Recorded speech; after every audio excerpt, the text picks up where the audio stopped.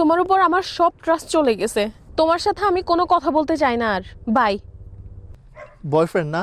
আপনার কি? মানে আপনার ট্রাস্ট ইস্যুস আছে না আপনার বয়ফ্রেন্ডের সাথে? মানুষের পার্সোনাল কথা শোনা খুবই খারাপ অভ্যাস। এটা তো আমার জব। আমি হলাম বিয়াদব লাভ গুরু। আপনি আমাকে কি নিয়ে হেল্প করতে পারবেন? আমরা আপনার বয়ফ্রেন্ডের টেস্ট নিতে পারি, বয়ফ্রেন্ড টেস্ট। বয়ফ্রেন্ড টেস্ট কি? এটার পর বোঝা যাবে যে আপনার বয়ফ্রেন্ড কি আপনার এক্স হওয়ার যোগ্য নাকি আপনার জামাই হওয়ার যোগ্য। হ্যাঁ, আসলে আমি এটাই জানতে চাচ্ছিলাম। তো প্রথমে যেটা আমরা করব সেটা হলো আমাদের বিজনেস থেকে আমরা একটা লুচু একটা মেয়েকে আপনার বয়ফ্রেন্ডের কাছে পাঠাবো। আর আপনার বয়ফ্রেন্ডের ব্যবহার ওই মেয়েটার সাথে কীরকম ওটার উপর ভিত্তি করে বোঝা যাবে সে টেস্টে পাস করেছে নাকি ফেল। ওয়াও, আইডিয়াটা তো আসলে অনেক ভালো। আপনি তো খুবই স্মার্ট। আসলে আমি এরকম স্মার্ট ছিলাম না।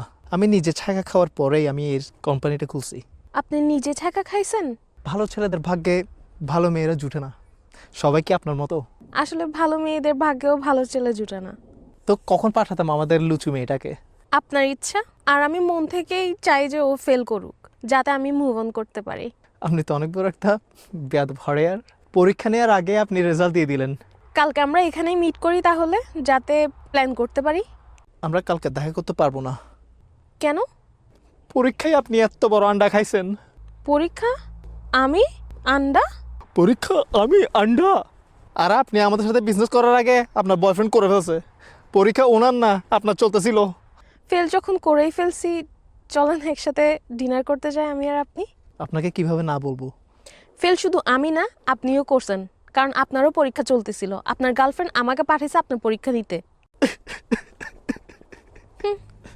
দুজনেই যখন ফেল করছি তাহলে চলেন ডিনারটা করে আসি।